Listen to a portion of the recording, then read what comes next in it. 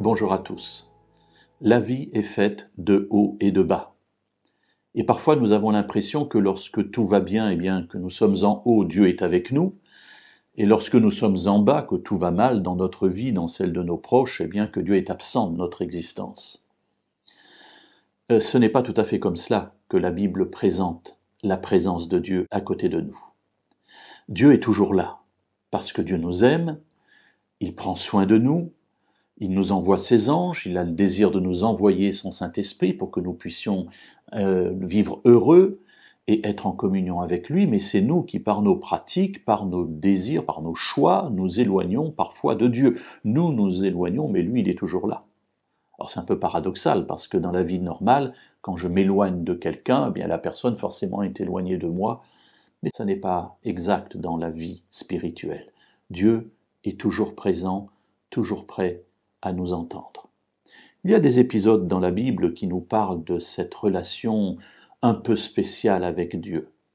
Un de ces épisodes se trouve dans le livre des Juges. Le livre des Juges est une suite de hauts et de bas dans l'histoire d'Israël qui se situe juste après la sortie d'Égypte et après le temps de conquête qui a eu lieu sous Josué, celui qui avait connu évidemment Moïse, et sous ceux qui l'ont suivi immédiatement la génération suivante. Mais après, le peuple d'Israël ne connaît plus vraiment Dieu, et un de ces épisodes se trouve dans le livre des Juges au chapitre 6, et je lirai les versets 1 à 7. Juges 6, 1 à 7. Les Israélites firent ce qui est mal aux yeux de l'Éternel, et l'Éternel les livra entre les mains de Madian pendant 7 ans. La main de Madian fut puissante contre Israël. C'est à cause de Madian que les Israélites se firent des tranchées dans les montagnes, des cavernes et des fortifications. Quand Israël avait semé, Madian montait avec Amalek et les Bédouins de l'Orient, et il montait contre lui. Il campait en face de lui, détruisait les productions du pays jusque vers Gaza, et ne laissait en Israël ni vivres, ni brebis, ni bœufs, ni ânes.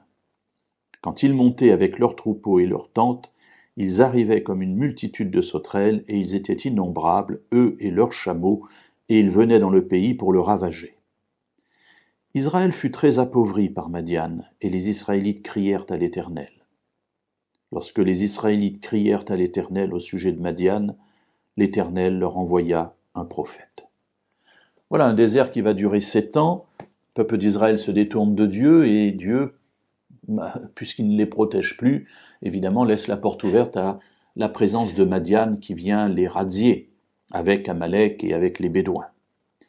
Ce qui m'intéresse dans cette succession, c'est qu'à un moment donné, il y a une prise de conscience de la part d'Israël. Le texte nous dit « Lorsqu'ils furent très appauvris, ils crièrent à l'Éternel. » Et immédiatement, le texte dit « Lorsque les Israélites crièrent à l'Éternel au sujet de Madian, l'Éternel leur envoya un prophète. » Alors mes amis, si vous passez par des difficultés dans votre vie actuelle, réfléchissez. Les difficultés sont l'occasion que Dieu nous donne de réfléchir à notre vie, à nos engagements, à nos priorités, à ce que nous avons à réformer. Peut-être êtes-vous dans un désert depuis 7 ans. Criez à l'Éternel. Et lorsque l'Éternel entend nos cris, il répond. C'est une certitude et c'est une promesse de la parole de Dieu.